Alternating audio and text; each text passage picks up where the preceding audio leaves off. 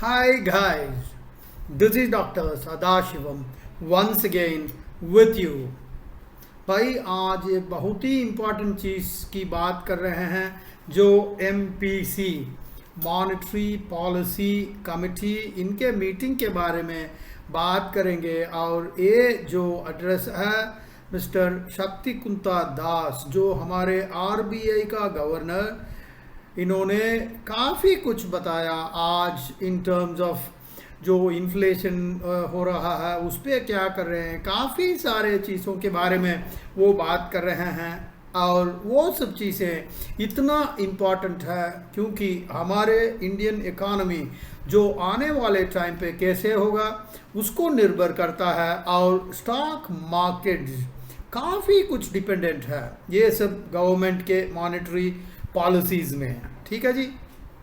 और वो जो भी बात किए हैं वो इंग्लिश में बात किए हैं, बड़ा हाई लेवल लैंग्वेज यूज़ किए हैं जो बड़े बड़े IAS ऑफिसर्स इकोनॉमिस्ट समझ सकते हैं। मगर ये सब चीज़ें इतनी ज़रूरी है कि ये सिर्फ काफ़ी नहीं है कि जो हायर लेवल के लोग उनको पता कि क्या देश में हो रहा है, मगर इंडिया में जितने भी सिटीजन्स हैं, आम जनता, चाहे वो रिक्शा पुलर हो, चाहे वो सड़क में सब्जी बेचता हो या बिल्कुल रोड की सफाई में, सबको मालूम होना चाहिए भाई ये सब इकोनॉमी चीज़ है और सबको मालूम होना ज़रूरी है। और मैं हमेशा बोलता रहता हूँ, घर में कोई HOD है, हेड ऑफ द फैमिली है, कहीं पैसा आ रहा है, कहाँ खर्च हो रहा है, घर में सबको घर की फाइनेंशियल स्थिति पता होना ज़रूरी है क्योंकि सबका खर्चा है इस पर निर्भर है। तो उसको मन में रखते हुए उनका ये हाई स्टैंडर्ड जो इंग्लिश में स्पीच थी उसको मैं सरल भाषा में हिंदी में इसको मैं समझाऊंगा, ठीक है जी। हर एक बंदे को पता होना चाहिए कि देश किस दिशा में चल रहा है, गवर्नमेंट क्या कर रही है और ये सब एक कॉमन मैन, आम आदमी को कैसे ये इम्पैक्ट करता है। भाई एक चीज़ समझना, ये थोड़ा सा लंबा वीडियो है, आपको मतलब पूरा सुनना है और धीरे धीरे आपको सब समझ आएगा क्योंकि कहीं कहीं बड़ा कॉम्प्लिकेटेड वर्ड्स आएगा, मगर समझाऊंगा जितना भी मैं बताने की कोशिश करूंगा, ठीक है जी। मगर जहां बहुत ज़्यादा टेक्निकल चीज़ है उसमें ज़्यादा घुसूंगा नहीं है क्योंकि हर चीज़ तो एक वीडियो में कवर नहीं किया जा सकता। तो उसके लिए जैसे फॉर एग्जांपल आज यूज़ किए हैं लिक्विडिटी एडजस्टमेंट फ्लोर है, स्टैंडिंग मार्जिनल फैसिलिटी है, मार्जिनल स्टैंडिंग फैसिलिटी है, वेरिएबल रिवर्स रिपो रेट्स है, काफ़ी कुछ। जहाँ ये सब चीज़ें आ जाता है मैं क्या करूँगा, मैं एक सेपरेट वीडियो डालूंगा और जिनको इंटरेस्ट है वो अपना अलग उस वीडियो में जाके देख लीजिएगा, इस वीडियो में कवर नहीं करूँगा। भाई एक चीज़ समझना, पिछले महीने 4 तारीख को इंटरेस्ट रेट्स हाइक किए। क्यों हाइक किए मैं बाद में बताता हूँ। हाइक इसलिए करते हैं कि जब भी इन्फ्लेशन अपने कंट्रोल से बाहर चले जाता है थोड़ा सा इंटरेस्ट रेट्स को बढ़ाते हैं क्योंकि बढ़ाने से इन्फ्लेशन कम होता है। मगर एक और प्रॉब्लम हो जाता है क्योंकि इन्फ्लेशन बहुत ज़्यादा अगर कम हो जाता है तो इकोनॉमिक ग्रोथ जिसको हम कहते हैं आर्थिक ग्रोथ सफ़र होता, तो एक बैलेंस लेके चलना पड़ता है। पिछले काफ़ी वीडियोस में मैं इस फंडे को एक्सप्लेन किया हुआ। देखो दोस्तों, हम बहुत ही एक डिफ़िकल्ट पीरियड से हम गुजर रहे हैं क्योंकि गवर्नर साहब ये कह रहे हैं कि RBI जो भी पॉलिसी बना रहे हैं वो sensitive to the new realities, जैसे जैसे स्थिति इम्प्रूव हो रहा है, घटा रहा हो, उस हिसाब से पॉलिसी बनाने की कोशिश करते हैं। देखो जी आज की डेट में क्या क्या प्रॉब्लम है, रशियन यूक्रेन वार चल रहा है, उसी से काफ़ी प्रॉब्लम है भाई। पूरे दुनिया में जो सप्लाई चेन्स डिसरप्ट हो गए हैं, आपके फूड प्राइस हो, एनर्जी प्राइस हो, कमोडिटी प्राइस है, कम्युनिटी का मतलब स्टील, कॉपर, जो भी चीज़ बनाने के लिए यूज़ किया जाता है वो कम्युनिटी, कोई भी चीज़ बनाएंगे उसके लिए ज़रूरी है, जैसे स्टील है, सीमेंट है, वो सब प्राइसेस काफ़ी एलिवेटेड लेवल्स पे रहा है। और सिर्फ इंडिया में नहीं है भाई, पूरी दुनिया की बात कर रहे हैं। और उन्होंने एक वर्ड यूज़ किया डिकेडल हाई। डिकेडल का मतलब 10 साल को एक डिकेड कहते हैं, कहीं कहीं ऐसा है कि 4 डिकेड से भाई। यूएस में तो इतनी इन्फ्लेशन 40 साल में नहीं हुआ जो आज की डेट में यूएस में हो रहा है। और सिर्फ ये नहीं है, सप्लाई डिमांड इम्बैलेंस है। इम्बैलेंस का मतलब जहां डिमांड है वहां सप्लाई नहीं है, जहां सप्लाई है वहां डिमांड नहीं है। इसको कहते हैं सप्लाई डिमांड इम्बैलेंस। किस लिए हुआ? इस वार की वजह से हुआ भाई।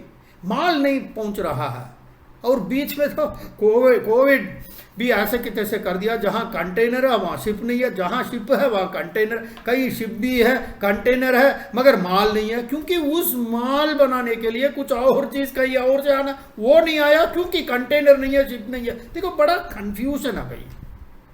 और उसके ऊपर देखेंगे ये रशियन यूक्रेन वार, पूरे ग्लोबल इन्फ्लेशन, मतलब पूरे दुनिया का जो भी मेटल्स है, आपके वीट है, काफ़ी सारी चीज़ें रशिया यूक्रेन से जाता भाई। 25% वीट तो वहाँ से जाता भाई। सब कुछ टफ है।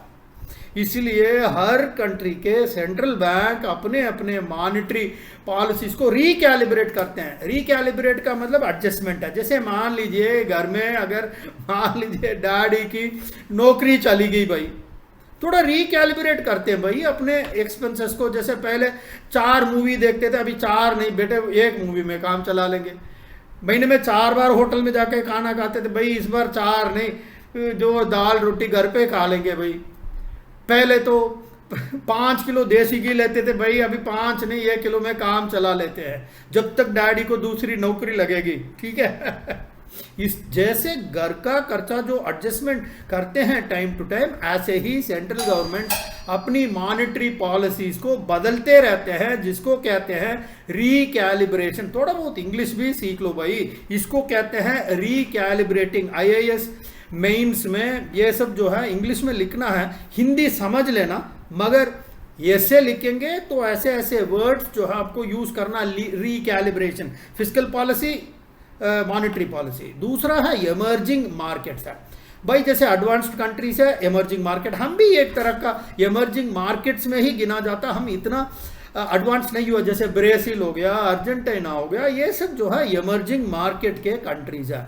ये spill over effects of inflation her country में फैला हुआ भाई, पूरे दुनिया में फैला हुआ है। मतलब थोड़ा बहुत रिकवरी हो रहा था कोविड के बाद, मगर उसके बाद ये रशियन यूक्रेन वार में सब कुछ प्रॉब्लम्स है। ये कहानी मैं नहीं कह रहा हूँ, ये गवर्नर साहब का स्पीच है, उसको मैं थोड़ा सा कहानी का रूट में आपको बता रहा हूँ, क्योंकि ये सब पॉइंट्स RBI गवर्नर शक्तिकांता दास यही चीज उन्होंने बताए हैं। और उनको भी मैं एक मेल भेजने वाला हूँ कि साहब आप तो अंग्रेजी में कुछ भी बोल देते हो, ट्रांसलेशन करके बड़े बड़े IAS ऑफिसर को बुला के ट्रांसफर कराते, वो हिंदी बोलते तो हिंदी में ऐसा वाजा यूज करते, लोगों को इंग्लिश ही ठीक है भाई, इंग्लिश समझ लेते, हिंदी नहीं समझ में आ रहा। इसलिए देसी लैंग्वेज में ये जो वीडियो डाल रहा हूँ, मैं भी देसी आदमी हूँ, मैं भी लो स्टैंडर्ड का आदमी हूँ, इसलिए बिल्कुल लो लेवल पे मैं आपको एक्सप्लेन करूंगा। और ये वीडियो सब RBI गवर्नर को भी भेज रहा हूँ भाई, आप अपने डिपार्टमेंट में सबको भेजो, ठीक है जी। ये सभी कंट्रीज में इकोनॉमिक रिकवरी में इतनी प्रॉब्लम हो रही है, मगर इंडिया इकोनॉमी देखेंगे, इंडियन इकोनॉमी काफी रेसिलेंट रहा भाई। वो क्यों? क्योंकि हमारे मैक्रो इकोनॉमिक फंडामेंटल्स है काफी अच्छे हैं। इतना बड़ा प्रॉब्लम है, पैनिक, क्या कोविड हो गया, वार हो गया, मगर हम मोमेंटम को वापस गेन किए हैं। बट फिर भी इन्फ्लेशन की बात जब होती है, ये इंटरनल प्रॉब्लम नहीं है, ये एक्सटर्नल प्रॉब्लम है।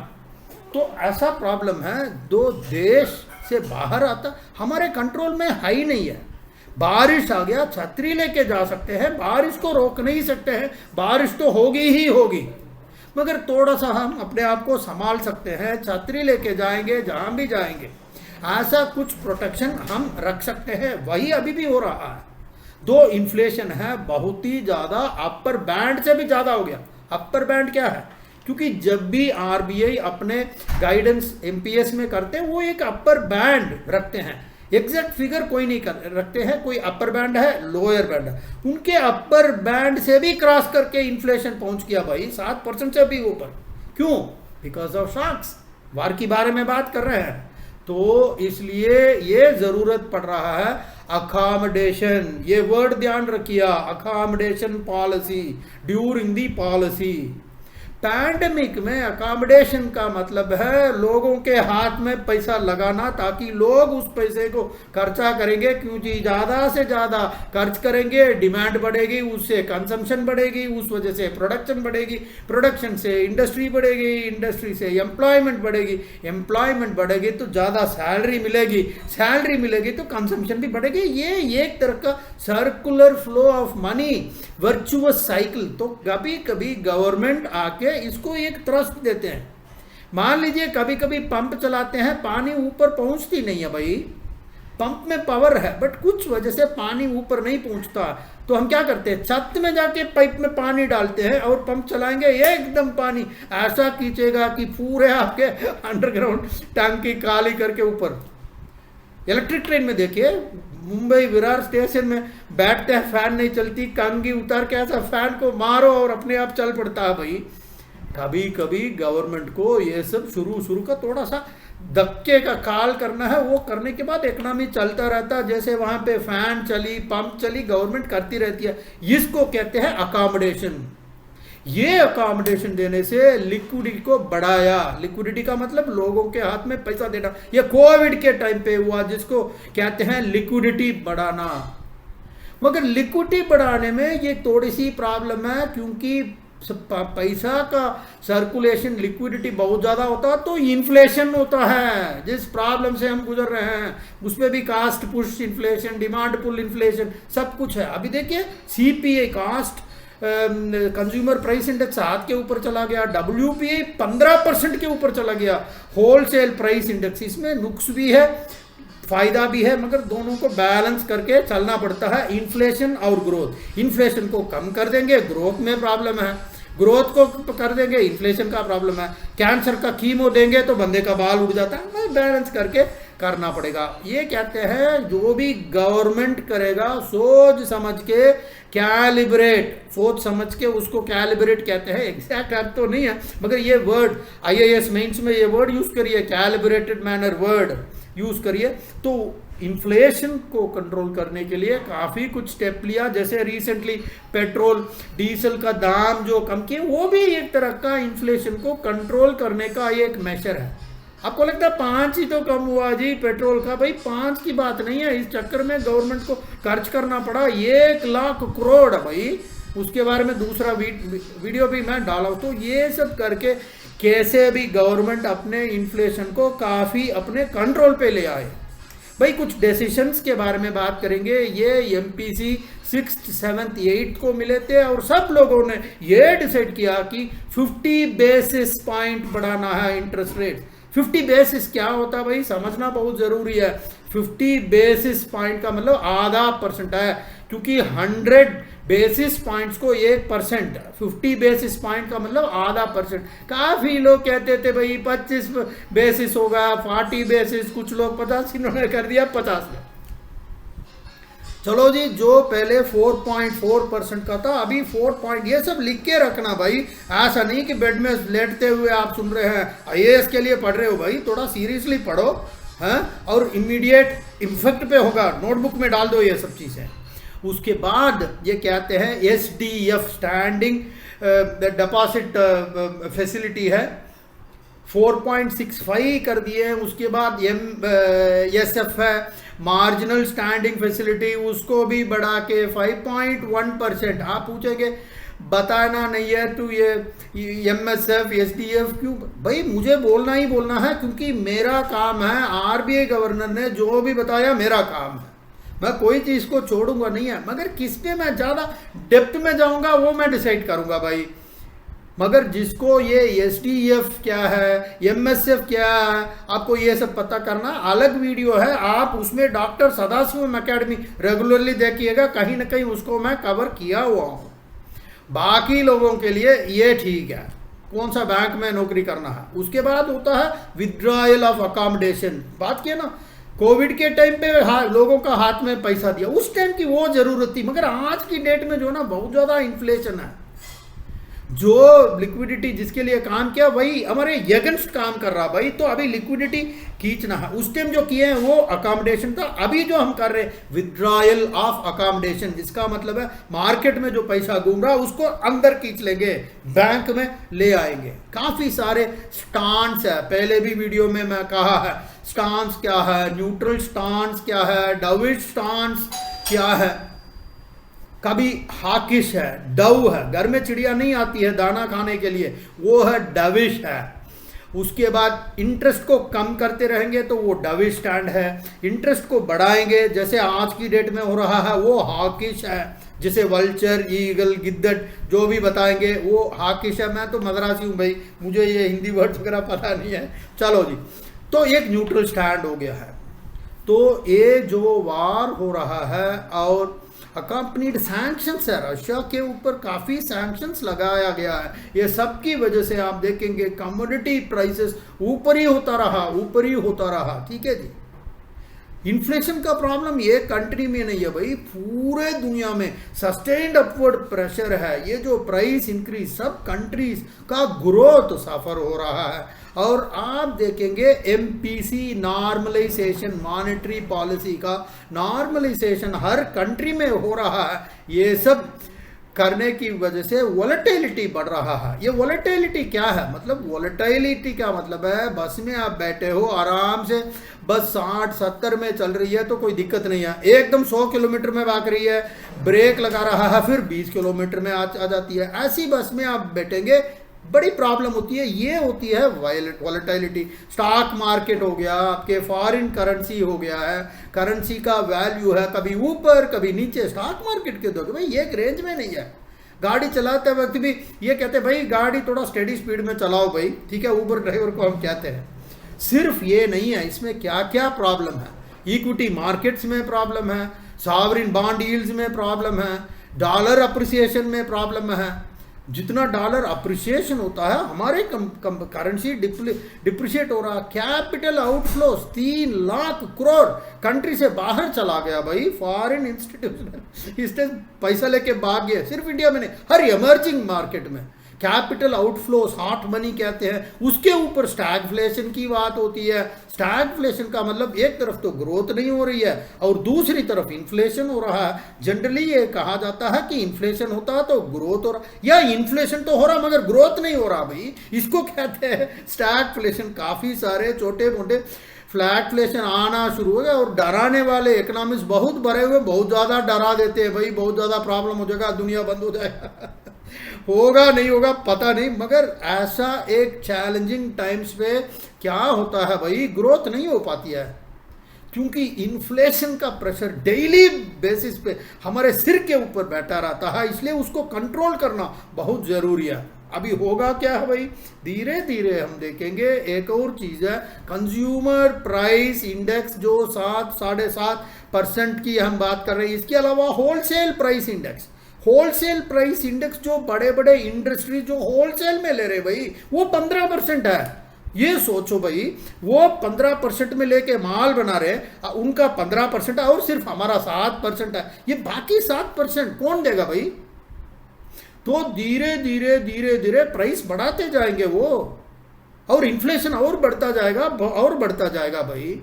जिस कंपनी के पास प्राइसिंग पावर है वो एकदम बढ़ा देगी, जैसे मारुति बढ़ा देगा भाई, चाहिए तो लो नहीं तो बाहर जाओ, क्या और कोई गाड़ी नहीं है, सब मारुति के पास ही जाएंगे। मान लो सेल फोन है, आज सब तो सब लोग व्हाट्सएप में लगाए हुए हैं, मतलब सेल व्हाट्सएप नहीं है जिंदगी नहीं चाहिए, तो जो भी एयरटेल जियो बताएगा आप देंगे, 300 को 500 कर देगा दे देंगे, 1000 दे देंगे। इसको इकोनॉमिक्स के में कहते हैं इलास्टिसिटी, इनइलास्टिसिटी। उसका भी वीडियो डाला हुआ डॉक्टर सदाशिव में, देखिएगा उसको, इलास्टिसिटी, डिमांड इलेक्ट्रिसिटी। तो इस तरह सस्टेन्ड इन्फ्लेशन है, ये सब प्रॉब्लम हो रहा। तो धीरे धीरे धीरे आरबीआई को कंट्रोल करना है। अभी जो पॉलिसी रिपो रेट है फोकस्ड ऑन रिमूविंग अकोमोडेशन तो करेंगे, मगर वो ये कहते हैं फिर भी इतना बढ़ाने के बाद भी आरबीआई ये कहता है कि कोविड आने से पहले जो रेट था उसी पे हम अभी भी वेट करें, बहुत ज्यादा नहीं बढ़ा, आरबीआई कह रहा है। उसके बाद एक जीडीपी पे आते हैं, ग्रॉस डोमेस्टिक प्रोडक्ट है, सबको पता है ग्रॉस डोमेस्टिक प्रोडक्ट का मतलब जितने भी इंडिया में प्रोड्यूस हुआ है उसका क्यूमुलेटिव वैल्यू को कहते हैं जीडीपी, और उसका ग्रोथ है जीडीपी ग्रोथ। इस बार जनरली ये कहते हैं 8.7% था पिछले साल, और ये जो परसेंट है कोविड से पहले जो था उससे भी बढ़िया हो गया भाई। और आप देखेंगे सर्विस एक्टिविटीज में देखेंगे सब बिल्कुल पार कर दिया भाई। गुड न्यूज़ भी है, कुछ बैड न्यूज़ भी है, दोनों को साथ आरबीआई गवर्नर शक्तिकांता दास बताते रहे, बड़ा बढ़िया स्पीच है भाई। इंग्लिश थोड़ा हाई है। पिछले 1-2 महीने की आप देखेंगे कुछ खुशखबरी है, डोमेस्टिक एक्टिविटीज बहुत ही बढ़िया है, ग्रोथ इंपल्सेस बहुत बढ़िया हो रहा है। उसके बाद एक पीएमआई इंडेक्स कहते हैं, उसका भी जो मैंने एक अलग वीडियो आधा घंटे का मैंने डाला हुआ हूँ, फुल एक्सप्लेनेशन पीएमआई इंडेक्स क्या है, उस पर क्या क्या फैक्टर्स है। मतलब 50 के ऊपर चला गया वो एक्सपेंशनरी है, उसके नीचे है वो कॉन्ट्रैक्शनरी है, कुछ टाइम से एक्सपेंशनरी है भाई, बहुत बढ़िया चीज़ है, खुशी होने की बात है, बड़ी खुशी की बात है, ये गुड न्यूज की बात है। उसके बाद आप देखेंगे जैसे रेलवे फ्राइट है, पोर्ट ट्रैफिक है, ये सब हाई फ्रीक्वेंसी इंडिकेटर। भाई हाई फ्रीक्वेंसी इंडिकेटर का भी वीडियो डालता हूं, लोग उसको देखते नहीं है, चाहते हैं कि एक ही वीडियो में सब कुछ पढ़ के इकोनॉमिक्स बनना, वो नहीं है। हाई फ्रीक्वेंसी आधा घंटे की वीडियो डाला भाई, देखो भाई, रेलवे फ्राइट है, पोर्ट ट्रैफिक है, जीएसटी कलेक्शन है, स्टील सीमेंट का कंजम्पशन देखिए, प्रोडक्शन, हर चीज उसमें है, हर चीज इंप्रूव हो रहा। क्रेडिट ग्रोथ देखिए बैंक्स में, वो भी इंप्रूव हो रहा भाई।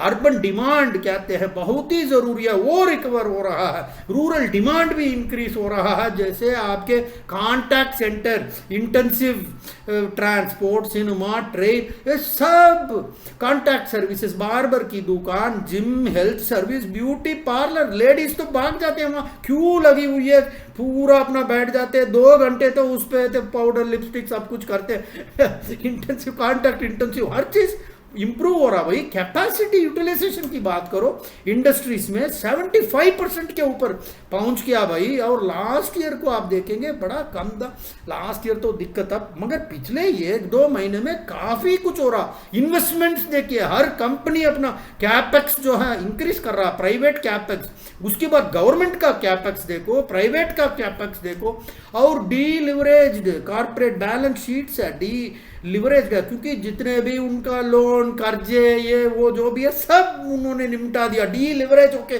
बैलेंस शीट इतना स्ट्रांग दिख रहा भाई।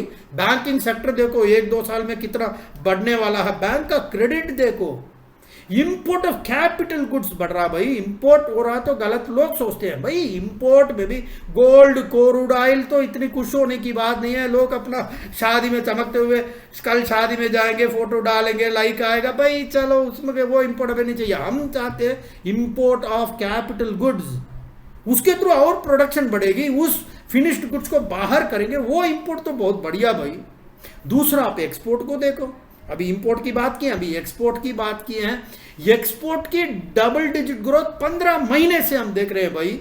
चाहे एक्सपोर्ट से मर्केंडाइज का मतलब सामान, जो माल पेट टिबर के जा रहा है उसकी। दूसरा है सर्विस एक्सपोर्ट्स, वो सॉफ्टवेयर है, माल नहीं है, कुछ भी नहीं है, बनाओ कंप्यूटर में, बटन दबाओ, वो ईमेल के थ्रू पहुंच जाता है, वो सर्विस एक्सपोर्ट्स है भाई। ये सब बड़ा इंपॉर्टेंट है भाई। सर्विस सेक्टर ही आप देखेंगे 60-65% के ऊपर। चलिए हम तो एक्सपोर्ट्स की बात कर रहे हैं भाई।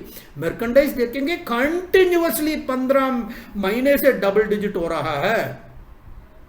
और क्या छोड़ दिया मैंने, ये सब देखेंगे। अच्छा, आने वाले टाइम पे ये साउथ वेस्ट मानसून बहुत बढ़िया होगा भाई। जैसे एग्रीकल्चरल आउटपुट हो गया आपका, खारिफ सीइंग हो गया, सब कुछ ठीक ठाक होगा, मानसून भी ठीक ठाक होगा, तो काफी कुछ रूरल कंजम्पशन में ट्रैक्टर बिकेगा। उसके बाद ओवरऑल कंज्यूमर कॉन्फिडेंस को देखो भाई, हाउस होल्ड ऑप्टिमिज्म को देखिए भाई, बिजनेस सेंटिमेंट्स को देखो, बहुत बढ़िया चल रहा मोदी के राज में। मगर कुछ नेगेटिव्स भी है, बड़ी खुशी की भी बात नहीं है, थोड़ा सा सोच लेना।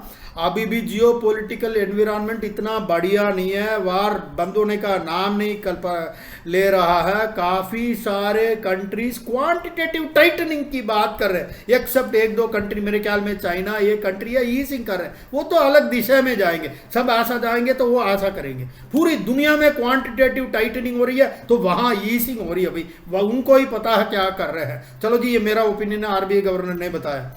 तो अभी ग्लोबल कंडीशंस भी डिटीरियरेट होता जा रहा है, ग्लोबल में स्लो डाउन है, लोग डरा रहे हैं, यूएस रिसेशन में जा रहे हैं, क्रूड ऑयल $150 पहुंच जाएगा, कोई इस तरह, अरे डराने वाले बहुत है भाई।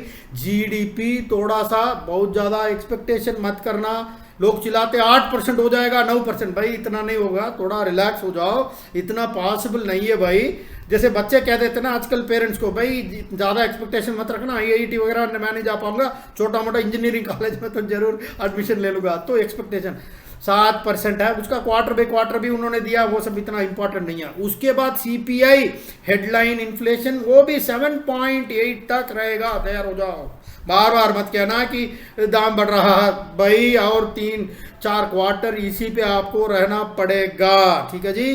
क्रूड ऑयल तो 110 के आसपास प्लान कर रहे हैं, बाकी तो सब कुछ हमने बात कर ही लिया। जैसे भाई कुछ लिक्विडिटी में बहुत ज़्यादा चीज़ है, इकोनॉमिक सब्जेक्ट है, मैं ज़्यादा इसमें जल्दी जल्दी कवर करूँगा क्योंकि वो थोड़ा इकोनॉमिस्ट्स का है। जो स्टैंडिंग डिपॉजिट फैसिलिटी एसडीएफ जो अप्रैल में इन्होंने इंट्रोड्यूस किया, ये सब लिक्विडिटी एडजस्टमेंट के लिए लिक्विड एडजस्टमेंट फैसिलिटी है, जिसको कहते हैं LAF लिक्विडिटी एडजस्टमेंट फैसिलिटीज है।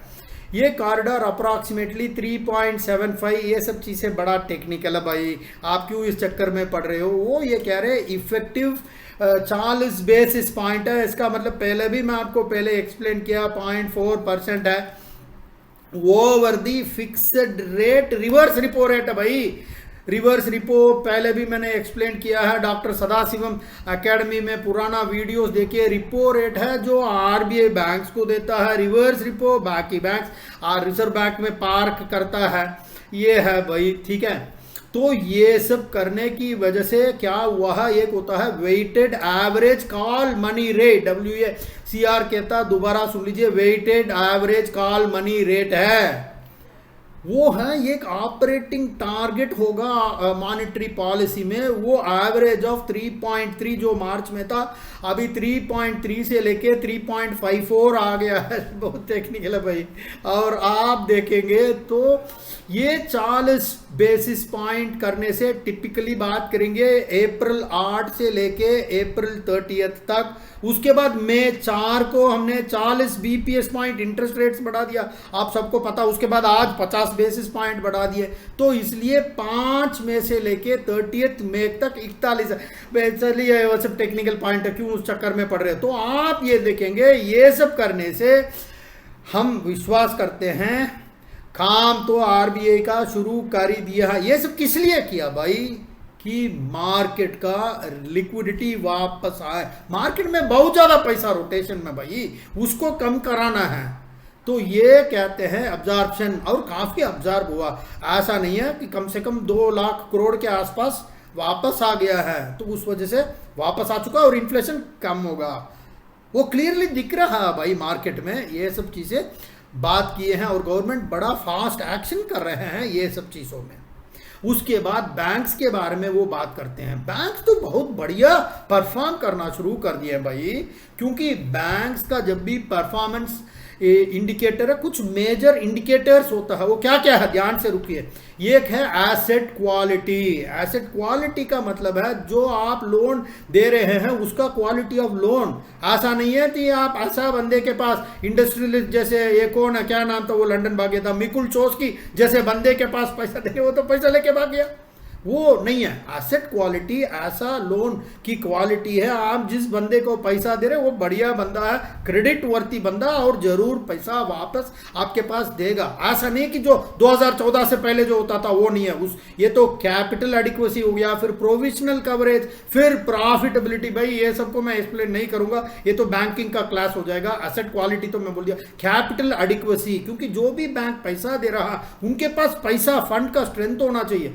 ऐसा नहीं है कि एक बंदे का पैसा नहीं आया तो डिपॉजिटर का ऑब्लिगेशंस पूरा नहीं कर पा रहे, ऐसा नहीं होना चाहिए। तो कैपिटल एडिक्वेसी जरूरी है। प्रोविजन कवरेज है, जो लोन नहीं आ रहा है उसको बैलेंस शीट में प्रोवाइड करके रखना है, और उस हिसाब से फंड भी रखना है, सीआरआर रखना है। ये सब करने के बाद भी प्रॉफिटेबिलिटी भी होना बहुत जरूरी है। एक बैंक का वो भी बढ़िया हो रहा है। क्रेडिट ऑफ टेक, भाई बैंकिंग का बिजनेस ही क्या है भाई, बंदे से कुछ पैसा लेते हैं कम इंटरेस्ट में, उससे ज्यादा परसेंट में मार्केट को लेंडिंग करेंगे। इसमें जो डिफरेंस है वो बैंक का प्रॉफिट है, समझ गए जी। इसलिए बैंक का प्रॉफिट तभी हो सकता है जब क्रेडिट ऑफ टेक बढ़ेगा भाई, और बहुत बढ़िया हो रहा है। और इंडियन एक्सपोर्ट सेक्टर में भी बेस्ट परफॉर्मेंस होता जा रहा है। बड़ा ऑप्टिमिज्म है भाई, इंडिया में सब कुछ ठीक ठाक चल रहा है। और काफ़ी सारे जैसे कोऑपरेटिव बैंकिंग में उसमें काफ़ी अमेंडमेंट ले आए, काफ़ी बात किया। जैसे पिछले अमेंडमेंट देखिए 2011 में हुआ भाई, अभी तक कुछ हुआ ही नहीं है, वो भी करना शुरू किए हैं। चाहे हाउसिंग लोन हो, उसके बाद काफ़ी कुछ फैसिलिटी है, सब पे काम कर रहे हैं। ये सब टेक्निकल टॉपिक ज़्यादा घुसूंगा नहीं है, समझेंगे भी नहीं है। और एक बढ़िया सिस्टम ये कर रहे हैं, ये जो रुपया क्रेडिट कार्ड है और यूपीआई यूनिफाइड पेमेंट इंटरफेस दोनों लिंक हो रहा, वो करने से और ज्यादा ये जो डिजिटलाइजेशन जो इकोनॉमी की बात कर रहे हैं, फिनटेक रेवोल्यूशन, फिनटेक पैक वो सब में बहुत ज्यादा काम हो रहा है। आरबीआई बहुत ही बढ़िया काम कर रहे हैं, आईएएस ऑफिसर्स, ब्यूरोक्रेट सब बढ़िया कर। भाई आईएएस पास हो जाओ, ये सब आपको करना है 10 साल के बाद, ठीक है जी। बाकी सब तो टेक्निकल चीज़ है, ज़्यादा इसमें घुसूंगा नहीं है। तो इनके फिनिशिंग रिमार्क्स बोल देते हैं, क्योंकि आरबीआई गवर्नर ये कहते हैं, ये बहुत ही इंपॉर्टेंट टॉपिक है। वो ये कहते हैं एक्सपीरियंस हमें सिखा दिया भाई, फाइनेंशियल प्राइस स्टेबिलिटी को इंश्योर कैसे करेंगे, क्योंकि प्राइस स्टेबिलिटी को आप प्रिजर्व करेंगे तभी आप लास्टिंग ग्रोथ एंड स्टेबिलिटी को इंश्योर कर पाएंगे। आरबीआई में जो भी एक्शन हो रहा है वो क्या करेंगे, और ज़्यादा उस पर काम करेंगे। जैसे मीडियम इन्फ्लेशन टारगेट है वो सबको कंट्रोल करके रखेंगे, वो बिल्कुल फोकस रखेंगे आने वाले टाइम पे। और इंडिया का रिकवरी के कोई शक नहीं है, बहुत बढ़िया तरीके से इंडिया रिकवर हो रहा है। और जो भी आरबीआई एक्शन ले रहा है वो सिचुएशन को पूरी तरह असेस करके उसी हिसाब से एक्शन करेंगे, और जो भी एक्शंस आरबीआई लेंगे उनके कमिटमेंट को रिफ्लेक्ट करेगा। प्राइस स्टेबिलिटी है, ग्रोथ इंश्योर ग्रोथ है, मगर टॉप ऑफ द प्रायोरिटी आज की डेट में इन्फ्लेशन को कंट्रोल करना ही रहेगा। वो ये कहते हैं कि काफी जो भी रास्ते में आए हैं बड़ा स्मूथ नहीं था, बहुत ज्यादा प्रॉब्लम्स था, आर्डुअस जर्नी था, फिर भी हमने फेथ नहीं छोड़ा, फोकस करता रहा, फॉर्टिट्यूड हमने दिखाया, बढ़िया तरीके से हमने सब काम किया कि आज की डेट में ये पैंडमिक से, ये वार से बड़े सक्सेसफुली हम बाहर आ चुके हैं, ठीक है जी। और ये है जिस्ट है, वर्ड टू वर्ड ट्रांसलेशन तो नहीं है, मगर ओवरऑल आरबीआई गवर्नर का फ्लेवर यही है भाई। I hope you enjoyed this, and for detail subject के लिए सदाशिवम डॉक्टर सदाशिवम एकेडमी में जाइए, वहाँ ये सब चीज़ें कॉम्प्लिकेटेड चीज़ें सब कवर किया हुआ है। और this is doctor Sadasivam signing off, till we meet again, bye bye, जय हिंद।